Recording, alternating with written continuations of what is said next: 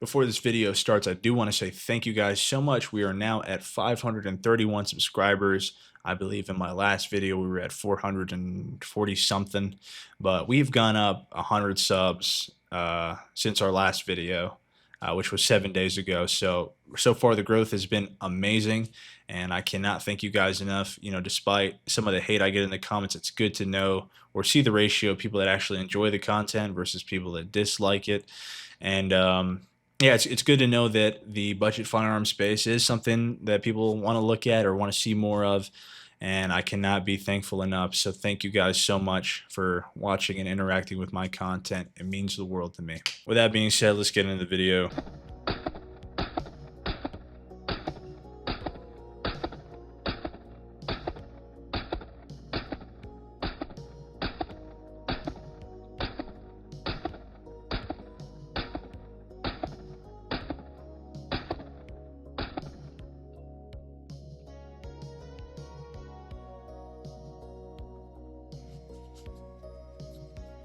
What's going on, y'all? It is Big Chirigo here, and I just wanted to make a quick video kind of showcasing what I believe in my collection are my favorite go-to guns if I was to go camping or anything like that. Now, given that I live in the state of Colorado, when I was buying a lot of firearms and things like that, I definitely took camping into consideration. And when you're going over what kind of guns do well for camping, it has to definitely be able to be packed well. And what I mean by that is the gun has to have a short, compact form factor in order to fit inside of a bag. And when I was going over my collection of firearms that I had boiled it down to two of the guns that I purchased, kind of with the intent that I would take them out for camping. And what it came down to were these two. This is my Meta Tactical MX1. It has been showcased on the channel before, and it is a pretty small, compact size. Now, this gun does take a mag, obviously, into the Glock that's in the chassis,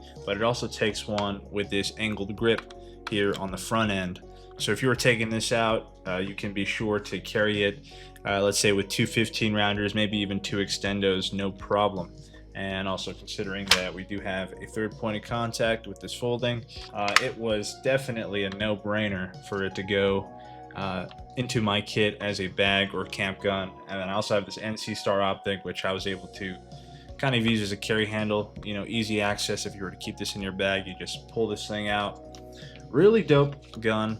Now, I know a lot of you guys are questioning, how good is this run? I have done many a mag dump, as well as shot it, tried to precision shoot with this thing, and I've had a lot of fun shooting this thing. This thing is pretty awesome. I'd say if you're out camping, more often than not, the threat is always going to be another person. I don't know if you guys have ever done any kind of camping, or maybe you've done some hiking, but you would know that being out in the middle of the woods somewhere, you know what I mean, where the threat of anybody can be a lurk. You know, we're talking about people that hang out in the wilderness that are willing to murk you, you know what I mean? And there's no signs of help coming. You're out in the middle of goddamn nowhere. But also the threat of animals, right? And one of the most common ones that you'll see anytime someone does go camping is a bear attack. And you might be wondering, why the hell would you try to kill a bear with 9mm? At least in my area in Colorado, the most common animal threat is usually a black bear. This isn't your crazy tank of a grizzly bear. Black bears are kind of low-level enemies. You know, we're getting into, if we get into country like Alaska or anything like that, I definitely would recommend that you carry a 10mm, because, you know what I mean, grizzlies are nothing. Grizzlies are not to be fucked with, man. Those things are badass. You know, if this shit was like a video game, black bears would have like this green friendly marker over their health bar, and then a grizzly bear would have that fucking red skull with the horns on it. Just, this is a boss of a beast, you know. You definitely need a bigger cartridge to take down a grizzly. But for me, in my application, you know, I'm dealing with just black bears here in Colorado. So, but also there is already news reports out there, people taking down bears with 9mm. I'm not here to argue that, but in my case, since I do have a 9mm Glock in here, I would feel a lot safer going out in the woods with something like buffalo bore ammunition, or, you know, they make specific ammunition that is 9mm that is really good against bigger animals. You know what I mean? We're talking about more penetration power. But 9mm is definitely a capable cartridge when it comes to something like a black bear. You know, it should. Black bears are not at all the same as a grizzly bear. However, yeah, of course, you know, if you do want to have a bigger round, definitely go for a 10mm version. Now, you can just take out the Glock pretty easily and then swap it for something that does have a bigger caliber, like a 10mm or a, you know, 45, what have you. You know, whatever you deem more proper to deal with a big game animal that is attempting to kill you or whatever. Now, what I ended up picking for second on my list, now I ended up going with my Smith & Wesson FPC. This right here is a pretty dope gun for the money, just because it folds in half, and this is a pretty small form factor. I would have no problems fitting this into a bag. But also, a big reason that I would choose this over any other gun really camping is, while you can have a PCC that is smaller than this, you know, with the stock folded in size and in form factor, one thing that you can't have for this same kind of frame is the fact that I can hold the magazine here, and there's 2 magazines in the mag well. Now, not to say that what Smith & Wesson did here was perfect, because when we talk about access for these extra mags here in the back, I did ended up shooting it at the range, and I did have a complaint to make, which you'll see here. So within the stock, we have storage for clips, or not clips, magazines, sorry. And in order to take them out, you do have to hit the adjacent fucking button. It's like a little button you push. And what I think is they kind of messed up on was making it so that way if I needed to get this right one, I'd have to hit this left button. So like if I were in a situation I needed to take a mag out, I would have to do this. So I'd have to hit the left button, yank this one out. And then also when they come out at this angle here. So in order to put it in the gun, you're gonna need to twist it over. You're gonna need to twist it on over in order to get that reload going. So I definitely think that they missed the mark when it came to that, but overall, the fact that I can have the gun in this form factor while carrying I believe this is a 17 round mag and then 2 23 round mags with a total capacity of like 63 rounds, this thing is pretty dope. Given that I can have all 3 mags on the gun and not have to have them separate in any kind of pack or anything like that. Now, I know a few of you might have suspicions as to whether or not this shit does fit in a bag, which, I mean, just by looking at it, you can tell, but for those of you guys that want visual proof, I have no problem. Okay, so this is an Adidas school bag. I think this is the same school bag that I was rocking in high school. But let's see if it fits here in this bag. Smith & Wesson FPC.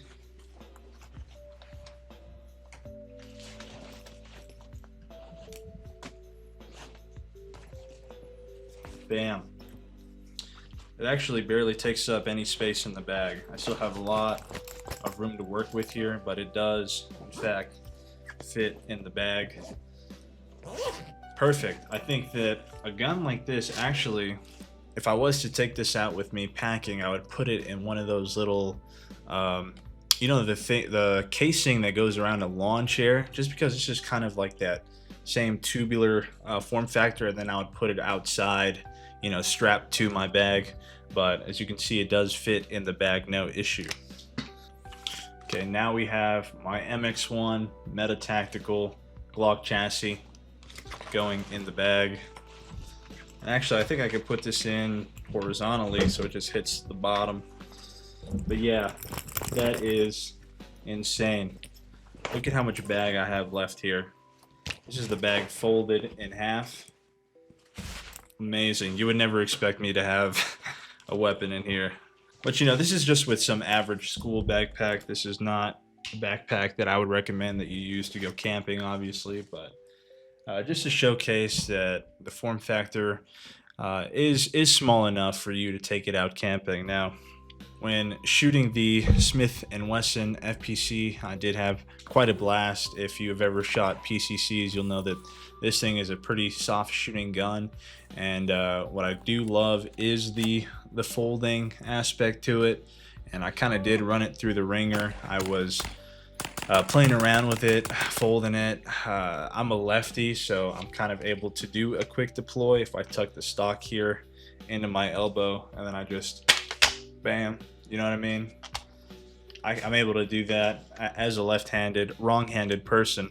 What I love about this this firearm is not only the storage of magazines, but it has a full polymer construction. I do speak about this in the range footage. All right, that was pretty fun.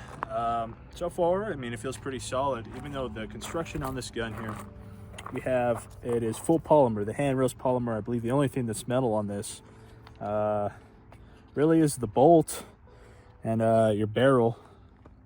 Nothing else.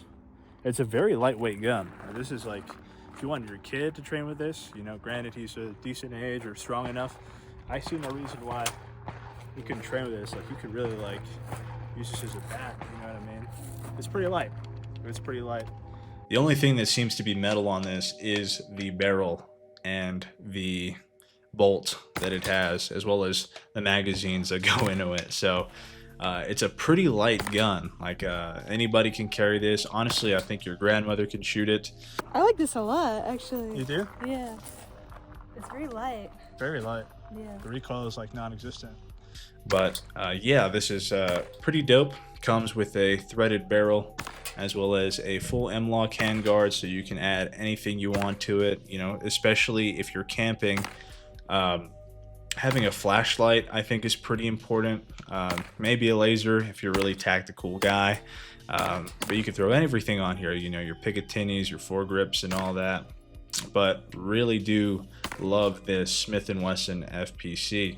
Now, I know some of you guys might be saying this Smith & Wesson FPC is chambered in 9mm. If you're me, I'm running out in the woods and I'm probably carrying some buffalo bore ammunition or some kind of round that is a heavy hitter, but still chambered in 9mm. But if you wanted a 10mm version, Smith & Wesson does make a 10mm FPC, you know, if you just wanted that security in having it. But for me, I'm not really threatened by animals. I think that if you practice hiking or camping really well and wear things like bells, you know, allow the wilderness to kind of understand and know that you're arriving, you'll encounter less of a problem with them, you know, as well as store your food away from camp or a bit of ways away if you're going to sleep for the night. More often than not, for me, I believe the threat to be people, so I'm completely fine with having it chambered in 9mm. But if you wanted that extra security and that harder hitting round, they definitely do make these in 10mm. When we talk about price point for both of these firearms as an option, obviously this is a budget-oriented channel, so many of you guys, I imagine, already do have a Glock. You know, Glock is one of the most popular handguns on the market. Now, the chassis itself, if you were to purchase one, when I had first bought it, when they were first coming out with them, they were around $250, but I believe you can find them now for around $300. So $300 and an existing Glock that you owned. I mean, can't really beat that price to have a third point of contact and a pretty decent PCC. So $300 for the chassis system, and it is really well made. I believe that compared to all the chassis systems on the market, this one for me is the best, considering that it is actually the outside is polymer, but it is reinforced with metal. So this thing is actually really tough, really strong, really durable compared to something like the Recover Tactical Glock chassis. A few of those I know are, you know, heavily polymer, and some of them, you know, you just kind of clip in. It seems cheap to me, but you know, if you have one, that's no shade. Maybe it works for you. But for me, when I was looking at specs and item specs, I definitely went with this one just because I knew the quality parts that it was made out of, especially one that looks this cool. I mean, come on, this thing fucks. This thing looks sick as hell. Looks like something at a Half-Life or like Cyberpunk. Anyway, yeah, 300 bones. Now for the Smith & Wesson FPC, this one is a little more expensive. This will run you around 650 bones, which is not bad at all, considering what you get for the money. Now, when I purchased it, it was 650, but I believe the 9mm variants are dropping in price. I don't remember what the price is for the 10mm variant, but I'll probably post it on the screen somewhere. Now, what you get with this, though, is they give you this cute little bag. I'll probably throw some footage in of what that bag kind of looks like somewhere on the video, but it comes with this dope little bag. You get a bunch of other extra grips that go on the back, you know, little back strap grips if you want them. Just easily replaceable. I don't really need them because I do like the one that it comes with. You get all 3 of these magazines, so you get 2 higher capacity 23 rounders, and then you get 1 17 rounder in the gun, and it comes with all of that. When I bought it for $650, it did come with a Crimson Trace optic. I did replace it with this cheap Pinty one. Say what you will about my cheap Amazon optic, but I've yet to have any issues, and I've run hundreds of rounds with them on. But like I said, you know, maybe you might not be as lucky, so I can't really recommend a cheap Amazon optic. But yeah, overall, for if you are going out camping, these are 2 excellent options that I would recommend. And like I said, if you wanted it chambered in 10 mil, just buy a Glock that is chambered in 10 mil, throw it in there, put it in your bag, call it a day. And if you really wanted a 10 mil variant of this, I do recommend Smith & Wesson does sell one. But that is going to do it for the video. I hope you guys did enjoy. Feel free to like, share, subscribe, and comment. Please interact with the video. It's one of the ways I can get through to the algorithm. Hey, people are watching me, and be able to, you know, get my videos out there more, because I do plan to do a lot more in the future in the budget firearm space. And if you guys enjoy it, that would help me out so much. But other than that, my Instagram handle will be up here. Feel free to follow me, stalk me on there, whatnot. I do post, you know, stuff to my story right before a video comes out, so you guys kind of get a teaser as to what will be on the YouTube upload. So please feel free to check it out. You know, we're pretty small on Instagram, but I will respond to any messages you guys send me. If you guys want to just talk, or maybe you even got a video idea or a gun for me as a recommendation for me to review, I have no issues with that, and I will always respond to messages, just like I do to comments, unless it's some fucking bullshit. But other than that, guys, I hope you guys have an excellent rest of your day. That is all. Goodbye.